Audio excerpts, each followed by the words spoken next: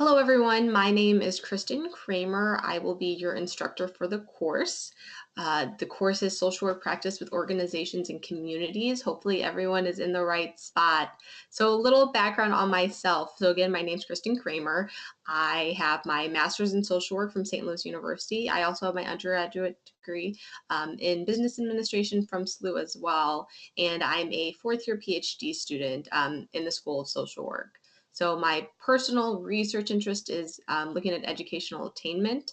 My practice background is more in the realm of children with disabilities. So I work at a nonprofit. In addition to being a PhD student at SLU, I work in a nonprofit with kids with disabilities. And I've previously worked at a nonprofit in the child welfare system as well. So this course is all about looking at organizations, whether that be nonprofit organizations or government agencies, and communities as well. So today we'll first just be discussing the course structure. Because it's an online course, things are going to be run a little differently. So we'll walk through how that's going to work. We'll look at the syllabus, then we'll kind of jump into what's the difference between micro and macro social work practice and look at what's coming up in the near future. So just to start, looking at the course structure, sorry, it looks like I jumped a slide. So because it's an online course, we'll have a series of weekly learning tasks. All of them will be online and it will be self-paced. So you'll be able to work on things at your own convenience. So first we'll have a recorded lecture, which you're watching now. So you obviously figured out how to watch it. I'll post that online by Friday morning. So the course will run essentially from Friday through Thursday. So Thursday at 11:59 p.m. will be the end of the course. So I'll post the recorded lecture online. I do have the capability for people to enter the recorded lecture live.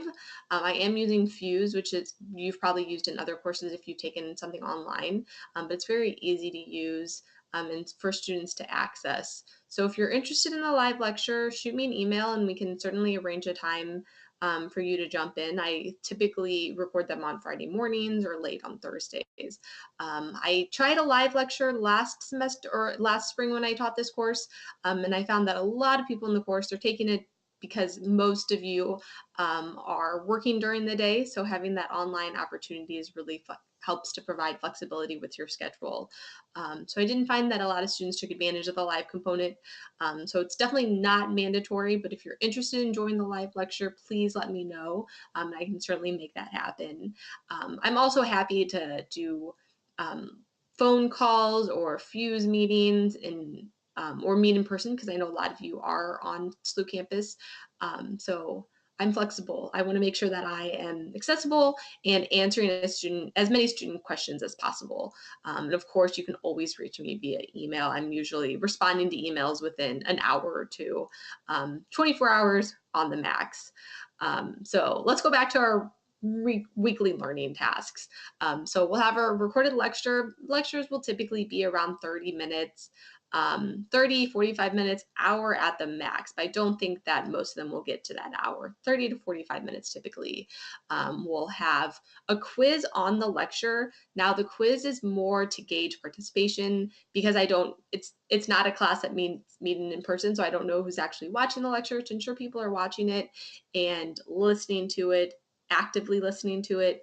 We'll have a weekly lecture on the quiz that will be built into your participation points. We won't have that for this week's course, just trying to get everyone acclimated to the online session. But for future sessions, it'll be super easy. During the lecture, I'll say, okay, here's our first question. What is this? So you'll know the questions if you're watching the lecture. So nothing to trick you, just wanting to make sure people are actively engaged in the course. So in addition to the lecture, we'll have required readings. Your textbook for the course is Social Work Macro Practice by Netting. If you want to get an earlier edition, if you haven't gotten the book, you should. It's easy to get either from the bookstore or online. You're welcome to get an earlier edition of the book. That's perfectly fine. So in addition to this book, this one textbook, I chopped down the readings. You're welcome from the last time I taught this course. We only have one required textbook. I had 3 last spring. So just the one book you have to buy. The other readings, which will be on Blackboard, will be links to on Blackboard. So most of them will be PDFs, short little readings for you to do for that week. I'll also be posting supplemental videos. I do a lot of TED Talks, love TED Talks, other videos that are applicable to the course that week. That'll be as assigned. Those videos are really important to watch. They're very applicable and they're very engaging. I'm not going to post a super long, boring video. So those will be posted on a week-by-week basis. We won't have them every week, but we'll have them probably about 2/3 of the time. From those, we'll also have a series of weekly activities because you're not in class for 3 hours as you would be if you were on campus. We have a short lecture. The course is a lot more hands-on. It's much more engaging, much more of an experiential course. So we'll have activities that go along with the readings, that go along with the lecture, and the supplemental videos. And those will be due on Thursday evening. So every Thursday at 11:59 p.m., you're going to have 1 or 2 activities that are going to be due. In addition to these weekly learning tasks, we also have those larger assignments, papers, whatnot, that will also be requirements. And I'll get into that with the syllabus. But essentially each week, I try to make things as organized as possible. Want to make sure that students know what they have to do. I'm not trying to trigger anyone. Want to make sure that things are really laid out. So each week on Blackboard, there will be a folder. So this week you can access the week 1 folder. And in the week 1 folder, there's at the top is an outline of everything that's going on this week. So for this first week, which runs from January 19th through the 25th, the required readings are, please read the syllabus. It is linked there and it's also on the homepage. Chapter 1 of the textbook, chapter 1 of the netting book is also required. I'll have the lecture posted. I'll post links to the lecture on Blackboard. There's a supplemental video for you to watch. And then your weekly activity for the week, there's 2 of them. The first is to complete the student introduction activity. That's just for me to get a background on who all is in the class. And then the second is the TED Talk reflection. So your TED Talk reflection, it's a short page reflection on the video. None of your major assignments are due this week, but your community selection description paper will be due week 2. So I will discuss that this week, and it's something for you to think about too. So let's get into the syllabus. I'm going to pull it up on my screen so everyone can see it. And of course, if you have any questions about the syllabus, please feel free to reach out. I want to make sure I'm answering student questions. I don't want anyone to be confused about this. So here's the syllabus. Everyone should have access to this on Blackboard. My contact information is on it. I'm, again, very accessible by email, kristen.kremer@slu.edu. Please feel free to shoot me an email with any questions, and I'm happy to set up a meeting, either phone or Fuse or Skype or my class in person as well. So I am on campus and happy to meet. So you can read all of the course descriptions, competencies, boring stuff that I do not need to regurgitate to you. Okay, so you have the textbook. The textbook is the netting book right there. And additional readings will be posted. That's the text. Methods of evaluation. So there's 100 points possible in this course. 10% will be class participation. So that class participation points is comprised of you completing those lecture quizzes. Again, they're merely to gauge that you have watched the lecture. If you watch the lecture, you will have no problem completing the quiz. So it's 10%. We won't have a quiz this week on the lecture, but I will start in the following week. 20% will be those weekly class activities. So it's minor weekly activities, and you see points attached to them. So the student introduction quiz this week is worth 0.5 points. The TED Talk reflection is worth 1 point. So typically they'll be between 0.5 and 2 points, depending on the activity and depending on the week. But that will be 20% of your final grade. The big chunk of your grade will be, so essentially the course is about communities and organizations. It's in the name. So about probably about 60% of the course will be talking about communities, and The other 40% of the course will be talking about nonprofit organizations. So that's kind of how your points in the course are. So about 50% of the course roughly is around this community assessment project. And an explanation of all of these assignments are in Blackboard. There's a community assessment folder on Blackboard. So read the assignment descriptions, and I'll also be walking you through them as we come upon them. So the community assessment and intervention project, essentially, you're going to be looking at a specific problem within a specific community. So someone last semester did opiate addictions within St. Louis City, Missouri. So specific problem for specific population, and what are the best interventions to solve this particular problem within this specific community. So there's a series within that overarching community assessment project. There's a series of smaller activities. The first one will be to submit your community idea, your topic. That's going to be due the following week. So it's going to be at the end of week 2. What are you going to be doing your topic on? Then you're going to be doing a community windshield survey. So this will be in a few, I think, third or fourth week. You're going to be doing the community windshield survey. So that is where you're essentially going to be driving around your community of choice. So if you choose St. Louis City, if you choose Tulsa, that's a bad example, but wherever people are, it doesn't have to be the community that you're living in, but it obviously should be a community that you're close to, because you're going to need to drive around it. So you're going to be driving around it, trying to understand community strengths, weaknesses, problems that you can see. And again, I'll be discussing that in more detail. Then you're going to be doing an evidence-based practice workbook. I'm assuming that most of you should have done this in your social work practice with individuals course. If you took it online with Dr. Matthew, you would have completed this previously, so you should be familiar with it. If you didn't, I have intense description online, so you will not be left out. But it's essentially, you have this topic. So if I'm doing opiate addiction within St. Louis City, then I'm going to be walking through the process of kind of looking through the research and what does the evidence tell me about what interventions are going to work best with this community.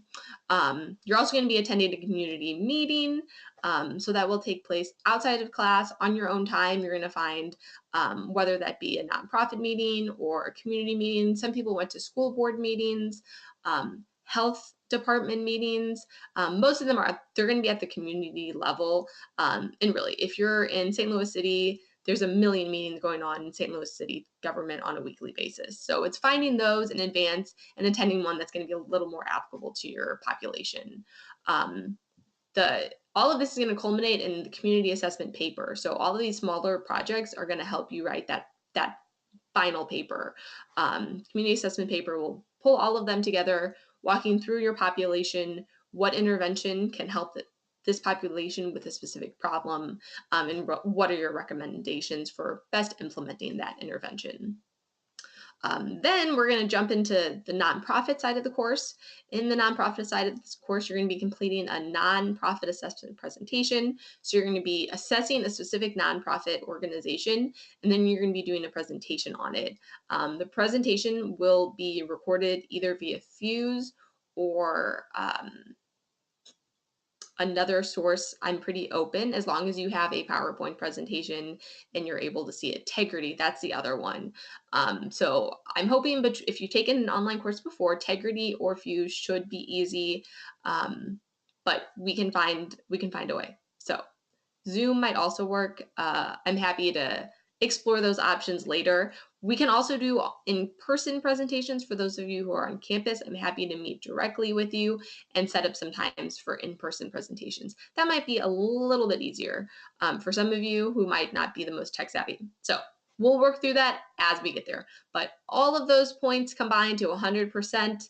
There's my grading scale. The A is fairly high, but that's because I'm a fairly easy grader, so I have to up the points. Even with my numbers last semester with 97, a lot of people got it. I won't say most, but yeah. fairly easy grader. A lot of it is self-reflection. If you do the work, you'll get the points. But you have to do the work on time. That's the main thing. Remember that I'm flexible. Kind of talk to me about your personal situation if something's going on that's preventing you from turning something in, and we can work something out. If you have not talked to me and you turn in something late, it's going to be graded down 1 letter grade per day. Anything that's over a week late won't be looked at. Come on, people. We're adults. Let's get things turned in on time. But of course, if you have any problems getting things turned in, communicate with me. And I'm fairly understanding individual. I'm a social worker. Okay, so again, things are going to be due at 11:59 p.m. on Thursday. The start of the course is going to be on Friday mornings. So here's just a bigger description of the course requirements. So you can read through those on your own time when everything's due. Other course policies, these are kind of copied and pasted from other syllabi. So here's the course schedule. This is, of course, subject to change. The due dates are going to change. The only things that might change on here are maybe I might add a supplemental reading. I might change a video. But for the most part, this should be pretty set. So you should have an idea of kind of what all is due each week. So again, the difference between the activity and the assignments. So the activities are those smaller 1-2 point activities, projects that you're doing on a weekly basis that are specific to the reading, specific to the topic for that week. The assignments are the larger papers, presentations that aren't due every week, but that are going to be due throughout the semester. So that's kind of the difference when you see it. But again, if anyone has any questions, let me know. But that's kind of the syllabus that we are going to be using for the class, and it is on Blackboard. So please use it. Okay. So let's go ahead and jump into our topic for this week. Again, this lecture won't be super long, but I would like to briefly kind of go over what's the difference between micro and macro social work practice. I'm sure you guys have talked about this in your other classes, but I think it's really important to go over this one more time. So when we're thinking about micro social work practice, that's when we're thinking about our individual work with individuals. So direct practice work with individuals and families. So if we are a school counselor, if we're an addiction specialist, if we are a working with kids with disabilities one-on-one, that is micro social work practice. Clinical, it's focused on individual change. So we're trying to help at the individual or the family level. And that's our point of contact. The point of contact is with the individuals. So that's when you're really trying to think, what's the difference between the two? Well, who are you working with? Who are you really trying to change? So if I'm an addiction specialist, I'm working with Susie. I'm trying to help Susie change her addictive patterns. Even if I'm working with 20 different clients, if I'm trying to change Susie and I'm trying to change Tom and I'm trying to change Alfred, that's going to be micro social work practice because it's about individual change, changing one individual at a time. Macro social work practice is on the higher level of working with communities, organizations, and the political system. So we are trying to make a change at the societal level. So we're trying to change large groups of people at once. So this might be that we are working at a nonprofit agency and we're trying to change a policy within this agency. And when we change that policy, it's going to affect everyone within the nonprofit. All of our clients are going to be affected by this change. So that's why it's at the macro level. So we have to look at where's the change. If I'm trying to change an organization, it's going to impact individuals. There's going to be individual change, but the point of contact is at the organizational level. So what we have to remember in social work practice is a lot of social workers want to do clinical micro practice. But, and I would assume a lot of you watching this video are, you might not be the most interested in macro practice, but the thing you have to keep in mind is it really has to be a combination of both of them. It's not an and or, it's not versus, it's both. we have to be aware of macro change and we have to be aware of micro change. The reality of the situation is that most social workers engage in both types of practice. Uh, most of them do. Even if you have zero interest in making a change on an agency level, it's really your responsibility to be involved in that change. So if we look at the code of ethics, it's our responsibility as social workers to work for social justice. Part of that is making a change for everyone, is for advocating for our clients. And one of the reasons for that is that you, as a direct social work practitioner, um, you're working directly with people. You're aware of what the needs are in the community. You're aware that if you have 10 clients and you're trying to help their mental health issues, let's say you're a mental health practitioner, you're a direct practice worker, you're working with 10 people, you're struggling to help them with their mental health needs because most of them are homeless. Most of them have unstable housing. There's a huge link between housing and mental health. If they're not able to take care of those basic needs, such as housing and food, you're not going to be able to help them with their mental health issues. So, although you are helping these individuals in particular, it's really your responsibility to also be advocating for them. So, if you're working with an agency who has some funds for emergency help, you might be talking to your supervisor and advocating for an agency fund for housing, because that fund is going to then help not only your individual clients but all of them. You're going to be helping all of the agency's clients by focusing on that. And you're able to identify that need by being a micro social work practitioner. Additionally, you as a micro social work practitioner more than likely are going to end up being a supervisor in the next few years. Even if you have no supervisory desire, you're probably going to end up in a supervisory position. It might not be that you're a formal supervisor, program coordinator, program manager. It might be that you're supervising practicum students or volunteers. That's still a supervisory position, and it's still on the organizational level. So it's still important that you are aware of these higher needs, these macro social work activities, because you're going to be engaging in them, and you should be engaging in them. And it's really important that we're considering that if we want to make larger societal changes, and to not help just one person, but to help many. So when we think of macro, micro practice, you've probably seen charts like this before. I did just make this, so you haven't seen this exact one. But when we're thinking about macro practice, we have public policies, communities, and organizations.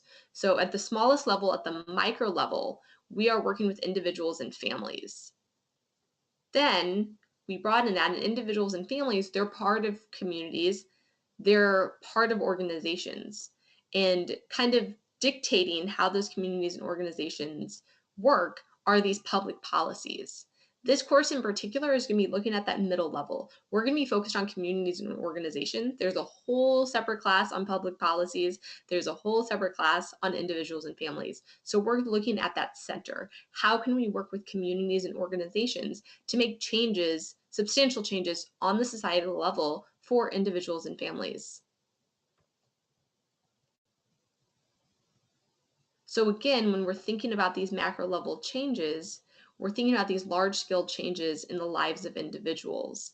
Um, this looks kind of funky. I apologize. So this is the macro change model. This is in the book. I recreated it. And sometimes when things move from PowerPoint to Fuse, they don't always look the same. So there's some funky letters going on in here. So I apologize. But when we're thinking about trying to make a change on the macro level, we kind of have to understand these three components of the community, the problem, and the population. So if we want to, again, make a change in housing, we have to understand how these three things interact. So let's say that we are concerned about the mental health needs.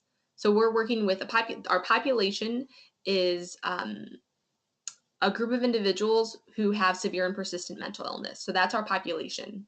Our community is the Dutchtown neighborhood of St. Louis City. So it's a small specific neighborhood within St. Louis City. Our problem is that these individuals don't have stable housing. So, in order to make a macro level change, in order to fix that problem, we have to understand both our population and our community. Because if we're trying to solve the problem of unstable housing, it's going to look a little different in St. Louis City than it will in Toledo. There's different services, there's different political structures that we have to work around. They're just two very different communities. So, we cannot have a one size fits all model for unstable housing. We have this problem that exists in most, pretty much all communities around the country, but different communities have to respond differently based on their population and based on their community needs. So, again, we have to look at a specific problem within a specific population. So, unstable housing for individuals with mental illness is going to look differently than unstable housing for families, for low income families. We're going to have to respond differently. And again, we're going to have to respond based on the community. So, your community assessment paper is all built around this macro change model. It's all built on understanding the problem, the community, and the population to really make a difference on the community level. So, different options when we think about problems, it might be affordable housing, substance use, unemployment, high school dropout, incarceration, crime. All of these are different problems within a community. I'm sure you, as social workers, are fully aware of all the problems that we have and more. When we think about a population, so when we're thinking about specific population, so it might be individuals with severe and persistent mental illness. It might be refugees. It might be immigrants or individuals who have limited English proficiency, African American men, uh, substance users. So, different populations. These are all different populations that we can pull from. When we're thinking of communities, it may be that you're looking at the Judgetown neighborhood of St. Louis. Maybe we're looking at a specific school district, Normandy School District in St. Louis. Maybe we're looking at Toledo's Birmingham neighborhood. There's a variety of options. But all of these three things we have to fully understand if we're trying to implement a change at the macro level. So that really brings us to what's coming up. So your community selection and description paper, so that's one of the pieces underneath the community assessment project. That's going to be due at the end of week 2, so February 1st. There's a thorough description on Blackboard that I would recommend you reading, and there's also going to be some examples. So essentially what this is you're going to have to pick a specific topic for your community assessment paper, and this is your specific topic. So you're going to be picking, let's go back to the last slide, you're going to be picking a specific population, a specific community, and a specific problem. And you're going to be writing an evidence-based practice question, kind of integrating the three. And this is what you're going to be writing your community assessment paper on. So I'm going to pull up, this is the some examples. So there's also a full description on Blackboard. This is on Blackboard as well, but this just kind of helps you walk through some examples. So the paper in itself is going to be around a page, half a page to a page. It's not going to be super long, but it is important. It's worth 5 points of your grade, so you do need to turn this in on time. And make sure that you're choosing something that you're going to have access to. So again, you're going to be having to do a windshield survey of this of the community. So it's going to need to be a community that you're going to have at least like some limited access to it. Don't pick someplace across the country. Make sure you're picking something near where you're living or going to be living. So when we think about the communities, again, we can pick specific neighborhoods, school districts, or small areas within a city. Populations, again, refugees, dropouts, older adults, adults with a felony conviction. All of these are very good usable examples. Problems could be teenage pregnancy, crime, inadequate transportation, unstable housing, kids dropping out of school. And we combine all of these to have an evidence-based question. So what are the most effective interventions to reduce crime among teenagers in the Maplewood-Richmond Heights School District? So our evidence-based question is that we're trying to figure out an intervention to apply to this specific problem. What are the effective techniques to increase medication compliance among older adults in the Dutchtown neighborhood of St. Louis? So there's another good example. So we're working with a specific problem, which is medication compliance among older adults, which is our population, in a specific neighborhood in St. Louis, which is our community. What are the risk factors for grade retention among English language learners at Chase STEM Academy in Toledo, Ohio? So read through the examples, and of course, if you have any questions, let me know. So this is due on February 1st. We still have a little time, but I want to make sure that I'm introducing this so you can start thinking about it and you can start asking me questions. Don't email me on January 30th. Or you can email me on January 30th, but start thinking about this now so that you don't have to wait till the last minute to get back to me. Yeah, so that's what we have coming up with regards to our activities and what you guys need to be thinking about. So now let's talk about what activities you're going to be working on this week. So what is due on January 25th? That's what people want to know. It's what do I need to do right now? January 25th, you're going to have two things due. Both of them are on Blackboard, so links to both are on Blackboard. The first is a student introduction activity. Name, social work practice experience, areas of interest. Super easy. It gives me a little introduction on you guys. It allows me to tailor some of my examples to your interests. My personal background is kids with disabilities and education research. But if no one else is interested in that, I'm not going to bore you with my examples. If people are interested in working with older adults, with individuals with substance use problems, those are the specific activities I want to be talking about when I'm using examples in class. So it just gives me a little background. I will also say that I will try my best to have examples from multiple communities. So I know probably about half of you are from Toledo or the Toledo area. So I will try my darndest to have some Toledo examples. So I don't know the Toledo area super well. I'm learning after having previously taught this course and having some students from the Lord's program. So bear with me. The other activity that is going to be due on January 25th at 11:59 p.m. is to complete a reflection based on the TED Talk of social workers as superheroes. If you haven't watched this, you should. It's a little nice little pick me up about being a social worker. Short TED Talk. It's like 10 minutes long. It's not long. Complete a little reflection on it. And in the reflection, you're going to be looking at how the 6 social work values, service, social justice, dignity, and worth of the person, importance of human relationships, integrity, and competence was kind of built into that video. And kind of have one short little paragraph on each value. So this doesn't have to be extensive. This is a reflection, so it's your personal opinion.